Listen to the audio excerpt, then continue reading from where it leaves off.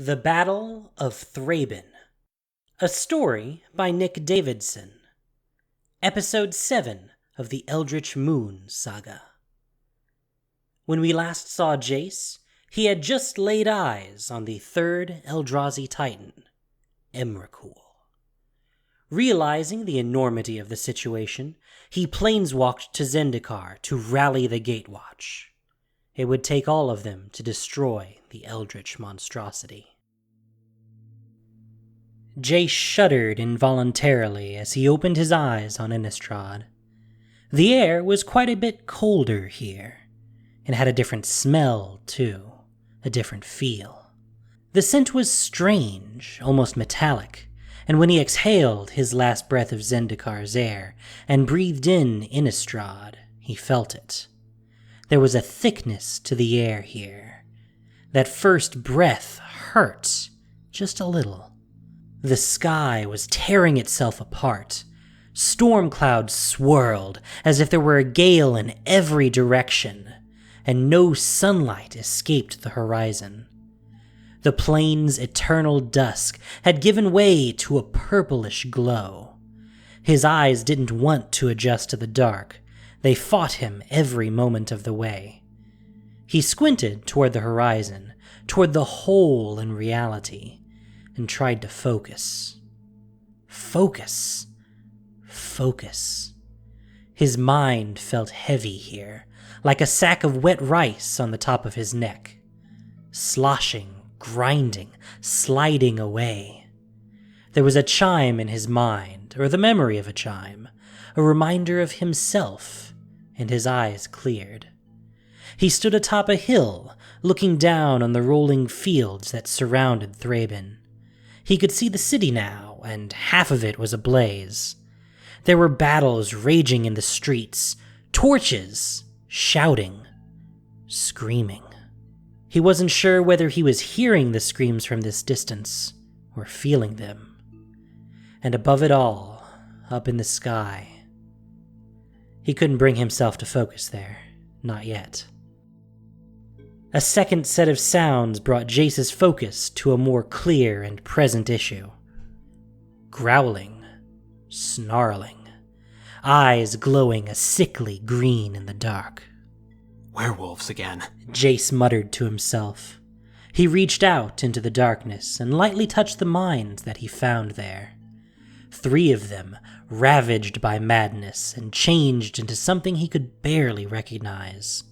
As they crept out of the shadows, he saw the werewolves clearly. Their fur was patchy, their skin infused with the same latticework pattern that he had seen all over the organic matter of Innistrad. Jace made a call. There wasn't enough left of these minds to be saved.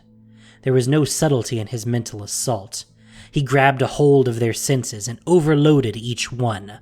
Blinding light, deafening sound, smells so intense they choked on them. It wasn't pretty, but he needed to establish a foothold here for when the others arrived. 2 of the werewolves whimpered and fell. They twitched and then went still. The last of the 3 laughed? He could feel its mind changing, adapting, growing in response to the assault. The mental connection broke, and he watched as the creature's skin rippled, its limbs lengthened, its claws elongated, and its skin oozed. Jace stumbled backward. Whatever he had done had triggered some sort of reflexive mutation. Now he wasn't even sure what he was looking at. With a quick gesture, he split into a dozen reflections, and the monster spent a moment sniffing the air, before focusing in on his real body, the illusions ignored. Jace looked around for an escape route and found none. Options raced through his mind and were discarded one by one. Jace's illusions, semi-substantial, tried to crowd the beast, buying him more time until... a flash of light, the sound of a whipping blade and tearing flesh. The horror dropped into a mangled, whimpering pile. Gideon. It's fine, Jace. I've got your back. Jace straightened his coat. Did you get lost on the way? Make a stop over in Ravnica for snacks? It's not easy following you to a place I've never been. Oh. Gideon stared down the hill toward Thraben. If he was having a hard time with his senses, he wasn't showing it. Bigger than the other two. And it's got quite the force between us and it. What's the plan? A heat shimmer appeared in the air, and a woman stepped out of it. Chandra rubbed her hands together. Same plan as last time, right? Fire? I guess that wasn't the plan at the time, but it did the trick. Usually does. She put her hands on her hips as she looked down at the chaotic scene below. The hill rumbled slightly, the only herald of Nissa's arrival. She frowned as she knelt down, placing her palm against the ground. The mana here is dark and twisted. It's in the soil, it's in the trees. Emrakul did some of this, but... This is your first time on Innistrad, right? Dark and twisted is kind of a regular feature. So we've basically got the same scenario as last time, with a couple minor wrinkles. Emrakul is moving on Thraben, and we need to get there first. Nissa will use her planar glyph to tap into the leyline network. Gideon will clear us a path to get close. We channel the plane's energy through Chandra, and she does her thing. Nissa shook her head. It's not going to work. The leylines have already been redirected into that. Jace tried to force a grin. Well, yes. The Cryptolith network. They're focusing all the leylines towards Thraben now. That, plus the fact that Thraben is the densest population of life on Innistrad, will mean that Emrakul will almost certainly be drawn there. That center point should amplify the glyph's effects. Quite similar to the Hedron network, actually. If we can get close enough to it. But if we get that close, Emrakul will destroy us. And if we don't get that close, I'll be able to tap into 1 or 2 leylines from any other vantage point. 3 at most. It won't be enough. Chandra put her hand on Nissa's shoulder. Hey, 1 leyline or 20. You tap me in, and we'll make it enough. Nissa, do you believe that you can do this? We're not going to try a plan that we're not all committed to. Nissa picked up a handful of dirt and sifted it between her fingers. She glanced up to the faces of her companions. Gideon, concerned. Jace, impassive. Chandra, excited. She closed her eyes and listened for several long seconds. To her heartbeat, to the blighted soil beneath her, to her memories. Yes. Look at it, Gared. Pretty, in a way. Your world is ending. Liliana watched as Thraben began to burn, and tentacles reached down from the storms to rake the earth below. The sky swarmed with angels, and the ground beneath the Titan just swarmed. From this distance, she could make out only the movement, an unending, writhing mass of creatures, pressing as close to the source of the world's end as they could. Yes, mistress. It's what he does round here, mostly. The Geist Mage's apprentice, with his bulging eye, looked forlornly down at the chaos. Ah, there they are. See the fire and the flashes of light? Those must be Jace's little friends. Looks like they're headed straight towards the center of it all. Gared tilted his head, an interesting effect atop his already asymmetrical body. Yes, mistress. I couldn't help but notice. You raised this lovely little army to help, but we're staying up here, and the others are down there. I suppose that's true. Chandra was screaming. The others couldn't tell whether they were screams of pain or joy or rage. They just heard the screams and felt the overwhelming heat. She was incandescent, an inferno that walked, and she projected fire in every direction, scorching her friends, but charring wave after wave of the mutated remains of what had been the people of Thraben just days ago. The screaming stopped, and the fires went out. Chandra dropped to her hands and knees, and Gideon leapt forward to cover her. They were trapped in what had been a market square, 2 of the 4 entrances blocked by rubble and fallen buildings. A dilapidated, lattice-scarred tower leaned tenuously over the cobblestone road that led farther into the heart of the city. But both it and the road they had entered on were blocked by rank after rank of Emrakul's legion. Some of them were still recognizably human. Their voices were a screeching whirl of screams and gibberish. Some of them were what remained of beasts, of angels, of things unrecognizable. Some moved with purpose. Others merely lumbered and moaned, their limbs limp and their flesh melting like candle wax. And behind them loomed the storm. The body of the Titan was still mostly hidden from view, but its presence was everywhere. Emrakul. The storm raged, and impossible, forking lightning thrashed and slashed the city below. Tentacles would emerge from the black clouds, scraping low along the ground, rumbling as city blocks were reduced to ash and stone. Options. I need options. Gideon surveyed the square, Cyril unfurled. Nissa. Elementals? The elf shook her head. I could call, but we wouldn't like what would answer. Chandra. Ready to go another round? Chandra was doubled over, hands on her knees, breathing hard. She raised a hand and gave a weak thumbs-up gesture. Sure thing, boss. Just getting started. She coughed and straightened up. Her face was covered in soot and ash, but her smile seemed genuine enough. Jace, what have you got? Jace scanned the area again. We're not going forward. We've got a defensible open space to work with. I say we use the glyph here. Gideon nodded.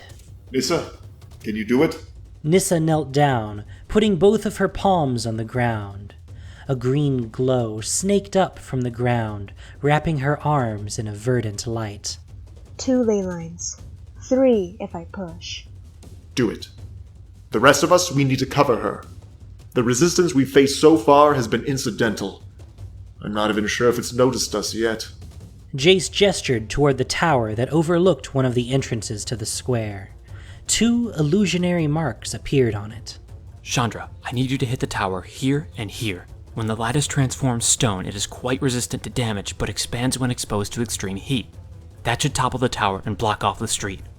What? Chandra glanced back, hands already ablaze. I read it in a book. Trust me. Chandra thrust her fists toward the tower, and 2 arcing fireballs struck precisely where Jace had marked. Seconds later, the entire structure collapsed, blocking off most of the street as it crashed into the inn on the other side. The market square came alive. New growth sprang from the packed dirt and cobblestones, and the air, sour and foul, cleared slightly. Nissa stood motionless in the center of it as glowing runes appeared on the ground around her, snaking their way from her feet until the complex glyph was complete. There was a shrieking sound from the hordes around them. As one, they turned and charged toward Nissa, and Gideon charged to intercept them. He hit the line with powerful vertical slashes and drove his body into their ranks, golden sparks lifting into the night air as blows deflected off his body.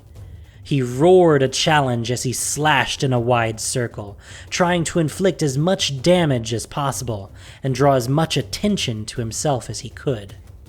But the creatures did not fall easily, and those that fell did not stay down. Even fully dismembered creatures stayed still for only a moment. They grew new, hideous limbs from each fresh wound, and walked, crawled, and skittered past, drawn directly to Nissa and the glyph. Nissa, are we ready? Because I really think now is a good time. Chandra paced at the edge of the flaring glyph as Nissa muttered incomprehensible syllables, eyes firmly shut. Chandra gave a yell of warning to Gideon before washing the entire street in a wave of flames. She looked back over her shoulder to see Nissa reaching down into the earth and pulling up what looked to be a spectral thorned vine, wide around as a tree trunk. She strained to pull it up from the earth, and she gasped in shock as those spectral thorns cut into her arms. Nissa grunted through her gritted teeth. Get ready. Almost there. She reached down again and raised a second vine. This one pulled and buckled, thrashing back and forth in her grasp like a serpent. With a pained effort, she managed to wrap it around her waist as an anchor and reached down to the ground for a third. Chandra paced, not sure what to do next. There was nothing she could do for Nissa, and Gideon was doing what he could to stop a flowing mass of creatures moving their way. She glanced up and immediately regretted it. Limbs, tentacles, and other lattice-racked extremities were starting to climb up over the buildings and rubble in every direction. Hundreds of them. She glanced back to Nissa and watched her fall to her knees. The third spectral vine was darker than the other two, the barbs more cruel, its motion more sinuous and chaotic. Nissa was trying to get it under control, but it had managed to wrap itself around her neck, and it looked as if it were trying to drag her down into the ground. Life cannot stop, even when it knows it must, even when it knows it's wrong. Alone and discordant, even when it knows. Nissa's voice echoed, her eyes glowed a sickly purple, and then she dropped limp onto the ground, the vines gone. The glyph went instantly dark, and the hordes of creatures continued their approach. Fall back! Chandra yelled as she rushed to Nissa's side, scooping up her head as gently as she could. Come on! You need to wake up! There's nowhere to fall back to, Chandra. Jace took up position next to the two and reached down to touch Nissa's forehead. She's still in there, just a bit stunned. She'll be fine in a couple minutes. Gideon came running back to the others as the crowd of creatures slowly pressed closer. I'll watch over her until she wakes up. You two planeswalk back to safety. Chandra stood, hands ablaze. Not gonna happen. We're all walking out of here together, or not at all. Together or not at all? Chandra opened her mouth to respond, then cocked her head to the side. Wait, what is that? The planeswalkers heard them before they saw them, growling, moaning, crunching, and tearing as ranks of the undead spilled into the square. They moved in tight formations, throwing themselves, biting and clawing into the mutated creatures that surrounded the planeswalkers, ripping them apart with terrible strength. Necrotic flesh met mutated limbs in an explosive clash, both sides heedless of pain or losses. But the zombies moved with precision and purpose. When their ranks were shredded, they were immediately replenished, and when they reached the planeswalkers, they parted, formed a defensive perimeter around them, and started pushing outward. Then, their general appeared. Liliana floated forth, arms spread wide, the chain veil hovering just beyond her fingertips. Her tattoos blazed with light and dripped with blood. At a casual flick of her wrist, bolts of necromantic energy swept in wide arcs, reducing the corpses of the mutated creatures to ash. All the cancerous growth, all the twisted vibrancy was simply snuffed out. In a field of unending, unnatural life, a sphere of stillness and death arrived, and there it reigned. Liliana's expression softened from exultant fury to a demure smile in an instant as she dropped gracefully to the ground. Her tattoos faded, and the veil seemed to diminish. Oh, Jace, I got here as soon as I could. What are you doing here? Gideon was still in a combat stance, his sorrel flowing with imbued power. The nice lady with the uncomfortable dress just saved our butts. Gideon, calm down a second. Chandra turned her back to Liliana and stepped between them. Nissa stirred and struggled to her feet. That thing she carries. It's an abomination. Nissa flinched from the veil, refusing to look anywhere near it. Liliana's smile curved its way across her face. That's a strange way of saying, "Thank you, Liliana. You saved my life, and I'll always be in your debt." Gideon grunted, and his surl retracted. Liliana, I didn't think I'd see you again, but you're here. Jace pulled back his hood, the glow gone from his eyes. The dark circles underneath them were plain to see. Eloquent as ever. Yes, you're rescued. You owe me, and now you should really planeswalk somewhere safe. Jace shook his head. We can't do that. We need to finish this. We're so close, and with you covering us, I think we can do this. I know we can. Liliana rubbed her forehead. This is not the time to be ridiculous, Jace. What we need to do is leave. What you need to do is take that cursed thing and go. Nissa stood unsteadily, but her sword was in hand. I will not fight alongside it. Gideon raised a hand in warning. You fought at Seagate alongside vampires, pirates, and worse, Nissa. We take the allies that we can get if we can trust them. Ah, the meat can reason. Liliana beamed. But I don't know if you can be trusted. Nissa's instincts are rarely wrong, and I'm inclined to agree with her. That object is a problem. But I don't know you. He does. Gideon turned to Jace. So you'll decide. Tell me, Jace, can she be trusted? Liliana laughed, high and clear, before Jace could answer. That's a ridiculous question, and you know it. Look around you. I snap my fingers, and you're all overrun. You're trusting me right now. But if you won't leave, I can't force you. So tell me, brave heroes, what's your plan now? She looked to each of their faces. Gideon, exasperated. Chandra, exhausted. Nissa, furious. And Jace, pained. Oh, wonderful! Liliana smiled, for lack of a better expression. I'm sure this will end well.